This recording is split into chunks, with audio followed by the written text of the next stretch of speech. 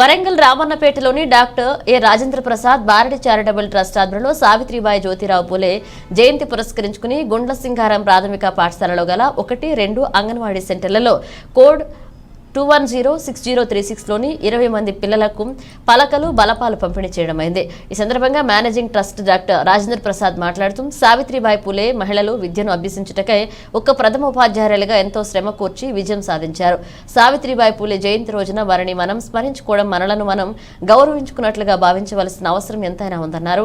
చదువు సంస్కారాన్ని, సభ్యతను, వినయం, విధేయతలతో పాటు వ్యక్తిత్వ వికాసంతో పెంపొందిస్తున్నానని సమాజంలో మన చుట్టూ ఉన్న నిరక్షరాస్యతను నిర్మూలించవచ్చన్నారు.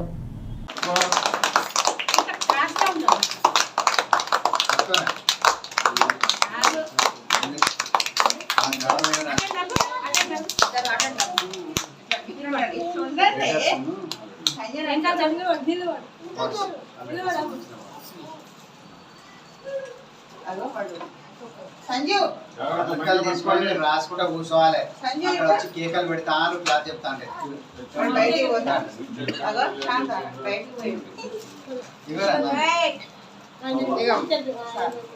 పట్టుకో బలపాలు డబ్బా పట్టుకో ఇవ్వరా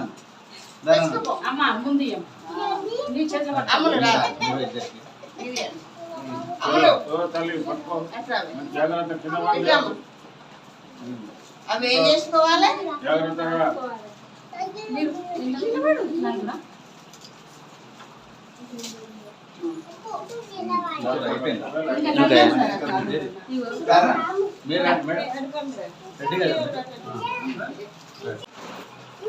అందరికీ నమస్కారం.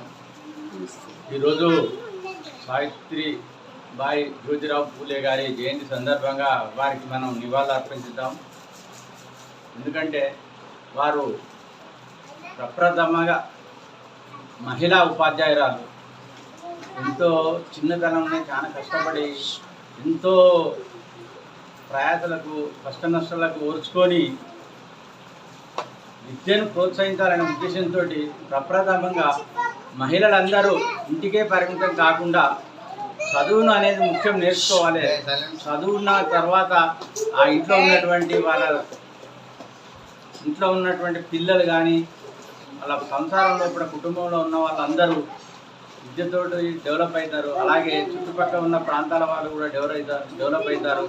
అలాగే చుట్టుపక్కల ఉన్న ప్రాంతాలతో పాటు ఆ వీధిలో ఉన్న వాళ్ళందరూ కూడా విద్యతో చాలా అభివృద్ధిలోకి వస్తారని చాలా కష్టపడి ఎంతో శ్రమ కోర్చి అభివృద్ధిలోకి తీసుకొచ్చి మనం ముందుంచారు. ఈ సందర్భంగా మనం వారిని మనన చేసుకోవడం అనేది తప్పని పరిస్థితి. ఇంకొకటి Warangal Ramannapeta doctor A Rajendra Bharati charitable trust ఆధ్వర్యంలో ఈరోజు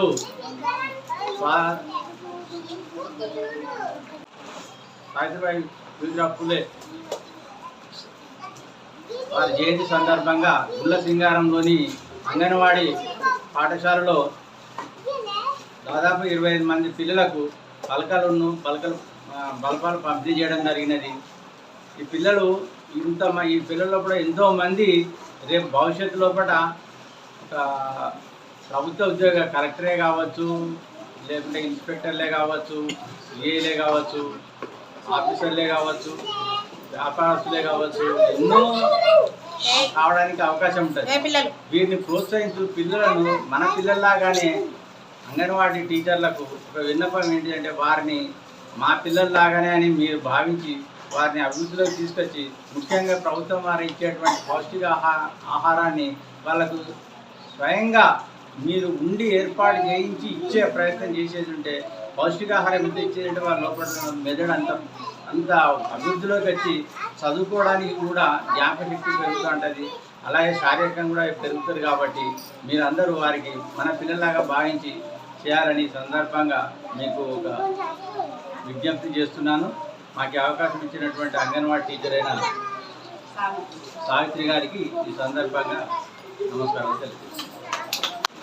నేను ఇక్కడ ఈ పాఠశాల యూపీఎస్ గుండ్ల సింగారం హెచ్ఎంగా పనిచేస్తున్నాను. నా పేరు వేణు. గుడ్ మార్నింగ్ అండి. ఇక్కడ డాక్టర్ గారు ఏ రాజేంద్ర ప్రసాద్ గారు భారతి చారిటబుల్ ట్రస్ట్ ద్వారా ఈరోజు సావిత్రి జ్యోతిరావు పూలే గారి జయంతి సందర్భంగా ఇక్కడ అంగన్వాడీ మా పాఠశాల ప్రమిసెస్లో ఉన్న అంగన్వాడీలో పిల్లలకు స్లేట్స్ తర్వాత బల్పాలు డొనేట్ చేయడం జరిగింది.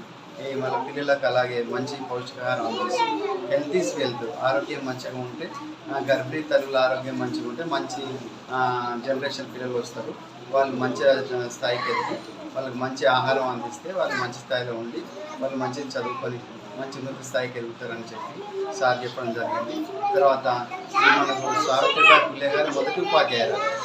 మరి అలా మరి స్త్రీలందరూ కూడా ఆమె మనం ఆదర్శంగా తీసుకొని స్త్రీలందరూ చదువుకుంటే వాళ్ళ మొత్తం కుటుంబం బాగుపడుతుంది. ఇల్లాలి చదువు ఇంటికి వెళ్ళి అంటాం. అందుకోసం స్త్రీలు చదువుకుంటే వాళ్ళ ఇల్లు బాగుపడుతుంది, వాళ్ళ గ్రామం బాగుపడుతుంది, మన దేశం కూడా బాగుపడుతుంది. అందుకోసమే మనం ఏమని చెప్తాము, ఇల్లాలి చదువు ఇంటికి వెళ్ళు. స్త్రీ చదువుకుంటే మొత్తం అందరం కూడా ప్రపంచం అంతా ఉన్నత స్థాయికి వెళ్తారు, అందరూ మంచి స్థాయికి వెళ్తారు. సార్ డాక్టర్ రాజేంద్ర ప్రసాద్ గారికి ఉన్నతికి నేను చాలా నమస్కారం పెడుతున్నాను sir. Thank you very much. Thank you అని అన్నారు.